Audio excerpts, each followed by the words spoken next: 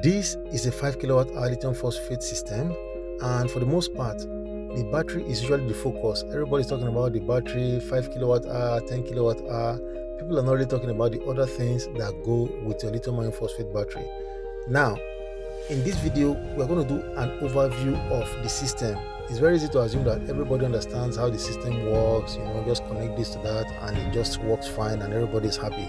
So I'm going to assume that a lot of people don't really understand how it works, so I'll explain that today and talk about the different things to put into consideration before getting this system. So my focus is to let you know what to look out for if you are looking for a system that you want to use in your home or your office, wherever you want to use it. So let's get into it. The first thing we look at is the inverter.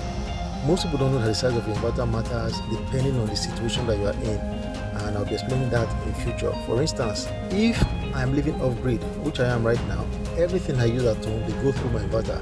So by virtue of my living off grid, my inverter naturally is going to be bigger than somebody who is not really depending on their power for everything. So a lot of people don't pump their water with their inverters. I do because I don't have any other choice. I don't like using generator. So if you are going to be living off the grid, that means your inverter size will be affected drastically. It's going to definitely be bigger than somebody who is depending on their grid for their bigger or larger loads at home. So very important. Now, by natural consequence, the charge controller. First off, we have two types of charge controller, MPPT and PWM. When you are dealing with lithium iron phosphate battery, the batteries are kind of more sensitive than your normal battery, so it's better to just use MPPT to charge them, and MPPT that has a lithium iron phosphate function. I very much doubt if all the MPPTs they have that function, so you need to make sure that the charge controller you are getting is compatible with your lithium iron phosphate battery.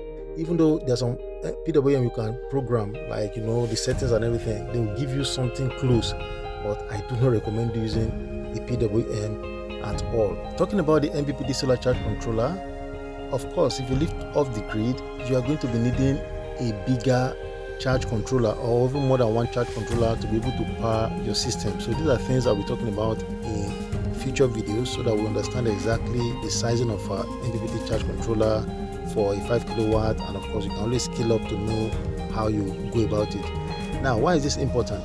A lot of people, they just purchase this system because their neighbors have a system and they just like it, maybe it's beautiful, but they don't put into consideration what it is doing for their neighbors. So they just want to get exactly the same system. And such persons, in no time, a lot of them, they start complaining because they now realize that it is not because my neighbor is using the solar system. I have to get what I am going to be able to use to my satisfaction. So in this channel, we're going to be looking at those kind of things, managing your power and everything. So one of the first ways to know which way to go is to understand your system. Having that basic understanding will guide you in at least the right questions you are going to ask your installer, the right things to do and everything. So that's why it's good to watch videos like this. I am not a fan of you buying something that is quite expensive as all this lithium iron phosphate, the batteries and everything. At the end of the day, you start complaining that it did not work for you.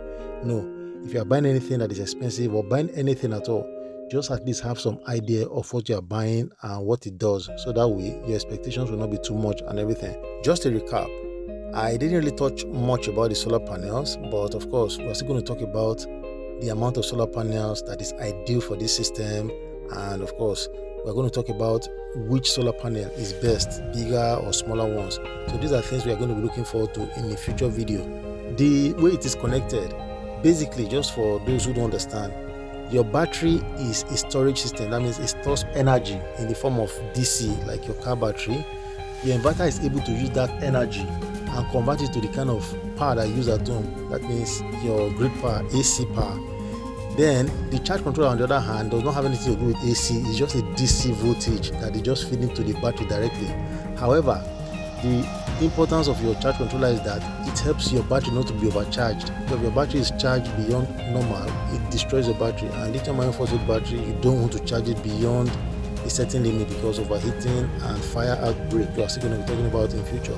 That is a basic system for you. Then the sizing of your wiring. If you have a lot of panels, it's going to come with high current. High current will require you to use thick wires. So these are some basic things you need to understand. Generally, you just need to have a basic understanding of how the system works, so that if you are doing it down the line, you have an idea of exactly what you are going for.